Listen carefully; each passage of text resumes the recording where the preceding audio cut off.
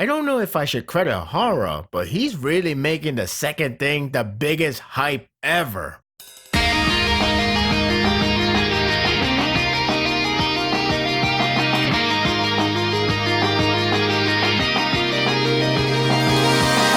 There's nothing more terrifying than a man who is out on a mission with the thirst for blood. Gyo-on doesn't give a damn what others have in mind. If he's out there to fulfill his destiny, by God, he will get it. The day is slowly escalating to a grand massacre, and the two sides aren't pulling back until the last boss stands. This chapter continues to build the anticipation for an incredible warfare, while the two titans continue to show a sign of never backing down. Gyo-on is like the main event that decided to enter the show early. Hell is breaking loose before Shin right wing know it. Shin in the chapter's cover must be thinking, the hell is he thinking coming after me? In all seriousness, I would have thought Shin would lose their mind over Gyo-on's sudden attack. Without context, In looks ready to bail out and cry for help. Thankfully, the momentum doesn't die out. Essentially, it transpired a nice calming moment, well for this series context at least, before heading to the storm that is Gyo-on. The stakes have risen with everything counting on this very day. Whoever wins takes it all. At least that's the narrative for the time being. That being said, the tension grows where not only Hisha Yunin haven't made any progress, but Kyokai and Shin are handicapped, nowhere near at their full strength. When you think about it, those two, Gyo-on and even Ohan, aren't at their prime. That's one way to keep them strong, even in afterlife. Smart move, Hara. I like the interaction between Garo and Shin. It's worrying that Shin is injured and trying to numb the pain by keep moving. I don't know if that would work, but it's definitely not healthy. I like Garo stopping himself from crossing the line. I know he worries too much, but he almost brought old wounds to the field, no pun intended. Thank God he stopped, and I won't blame him for being this emotional in a sense. It's even better that he will go in the front line to protect Shin while he recovers. Shin still remains the best unit. I do like how Hara has handled with Gyo-on so far. I remember a long time ago some fans were skeptical with his character, even though he has a cool design in my opinion. I'm glad he's not a simple big guy. Once he received a report on Shin's whereabouts as well as his condition, he recalls his beloved Lord Rin Sojo's two things to remember. Wouldn't you know it, we still didn't get the second thing.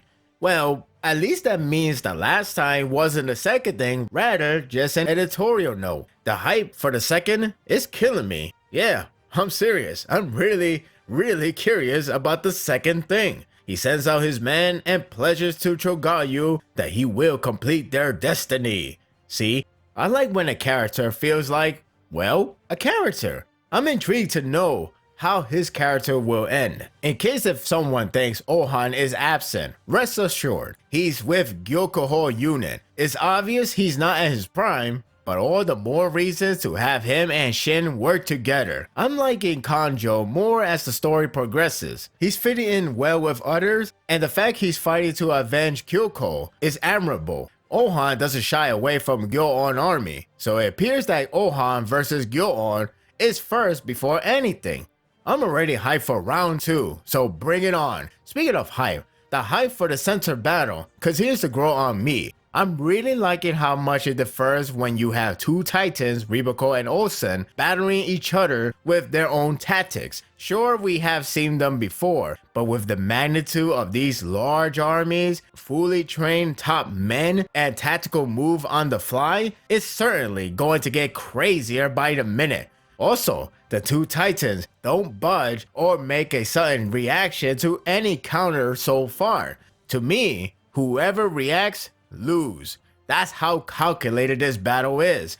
Then Remy gets to shine with the narrator describing his style of fighting.